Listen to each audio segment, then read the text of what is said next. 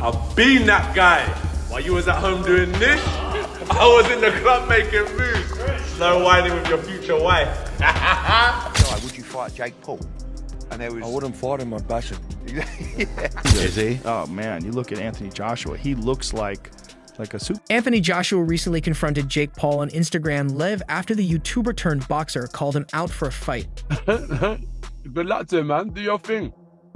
I'm gonna do mine. He's gonna do his. What more can I say? I don't really need to talk. I just do what I do. I don't really need. I'm not a talker like that. I'm not a talker. I handle my business. That's what I need to know. You tell me in America what type of vim do I need to bring? I'm gonna do this. I'm gonna do that. I'm gonna do this and that and that and this. Trust me.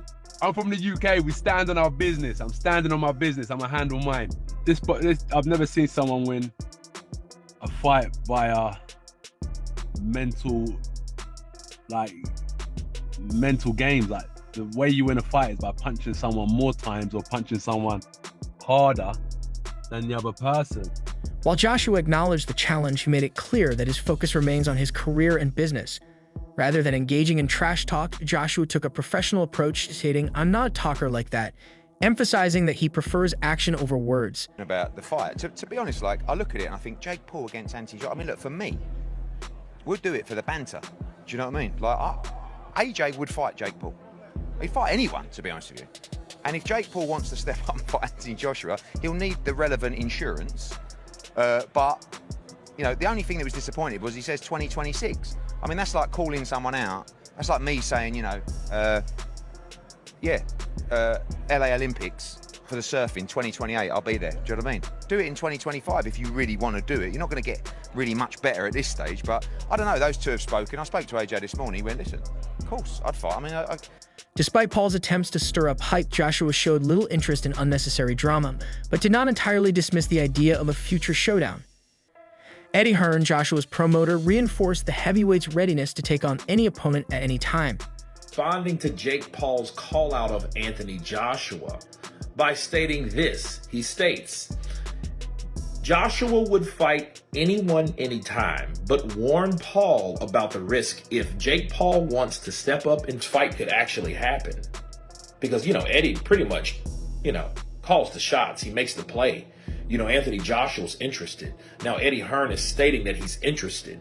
So that means, you know, hey, why not wait? Why wait to 26? Why not this year in 25? And that means that he is very comfortable with putting Anthony Joshua in there with Jake Paul. And if I was Eddie Hearn, According to Hearn, Joshua has made it clear that he is always prepared for any challenge that comes his way.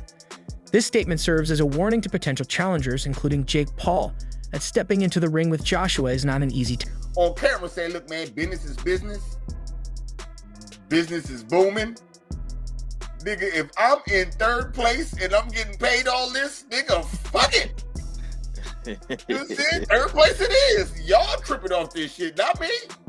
I'm good. And Matchroom is motherfucking eating. And Matchroom eating. I'm doing good and Matchroom is eating. So, shit. But it seemed like he was butthurt when he said it because his voice was still cracking like he was gonna cry when he said it. You know what I'm saying? So, why wouldn't Jake Paul reach out to Eddie? Task. Hearn also highlighted the sheer danger of fighting Joshua, warning that anyone considering it should have insurance before stepping into the ring. This statement underscores the power and skill that make Joshua a formidable opponent. His combination of knockout power, technical ability, and experience at the highest level of boxing sets him apart from many fighters, especially someone like Paul, who is still establishing himself in the sport. And of course, Eddie Hearn is already preparing his excuse. Dude, he's preparing it. Yeah, that's what he does. He's a weasel. He's a snake. Snake guy right there. What do you mean he's a weasel?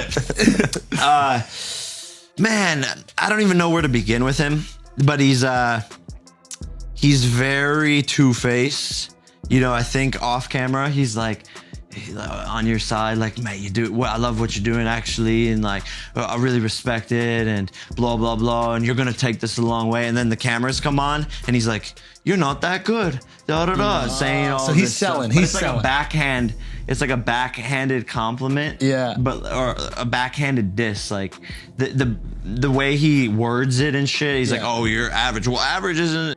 While Jake Paul has built a reputation for calling out big names, facing Joshua would be an entirely different level of challenge.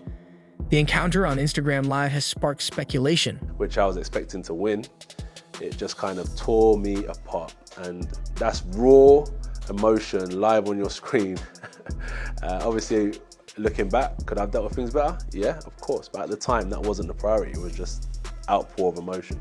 There are so many athletes we're seeing across gymnastics, cricket, rugby and football that have taken time out of their sport to deal with their mental health before coming back in. Did you at any point in that period think, I need to take an extended break away from boxing before coming back in? It wasn't the fact I needed to take a break. You know what it was? I actually watched a lot of like fighters, they've taken time out of the game for those reasons as well. And I think, okay, if they've done it, I should be doing it. But I got to look at myself as an individual.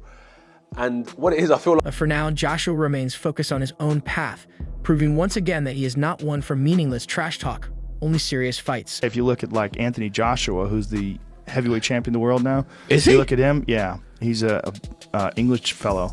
He's a tank. I mean, he's a... Is he? Oh, man. You look at Anthony Joshua, he looks like a superhero. Do those guys have as much stamina as these guys do, though? Oh, yeah, they do today. They did? Yeah, because the conditioning methods that they have today are just so superior. They understand rest and recovery, and they monitor your heart rate, and, you know, they're monitoring... Anthony Joshua recently confronted Jake Paul on Instagram Live after the YouTuber-turned-boxer called him out for a fight. While Joshua acknowledged the challenge, he made it clear that his focus remains on his career and business. Rather than engaging in trash talk, Joshua took a professional approach, stating, "I'm not a talker like that," emphasizing that he prefers action over words. Despite Paul's attempts to stir up hype, Joshua showed little interest in unnecessary drama. On Anthony Joshua? Yeah, Jake wants to fight Anthony Joshua now? I know that I will beat Anthony Joshua's. So he wants to fight Anthony Joshua in 2026. And the haters online are like, yeah, do it.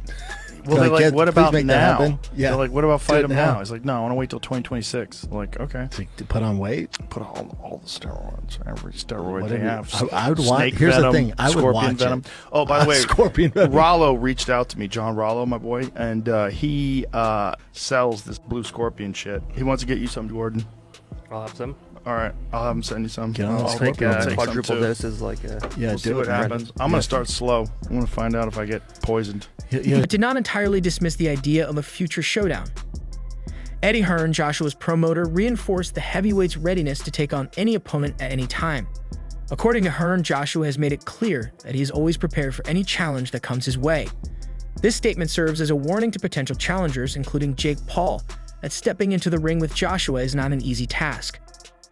Hearn also highlighted the sheer danger of fighting Joshua, warning that anyone considering it should have insurance before stepping into the ring. This statement underscores the power and skill that make Joshua a formidable opponent. His combination of knockout power, technical ability, and experience at the highest level of boxing sets him apart from many fighters. Anthony Joshua, exclusive, because I know that I will beat Anthony Joshua's ass. I know I will just got beat, knocked out, right? Yeah. He doesn't have a chin, and he has no skill, and he's stiff. And I love you, Anthony. We're friends. All this I want to fight you. I will beat Canelo. Stop the tape now. I'm gonna keep this short and sweet. The thing I respect about Jake Paul is his strategic selection of opponent.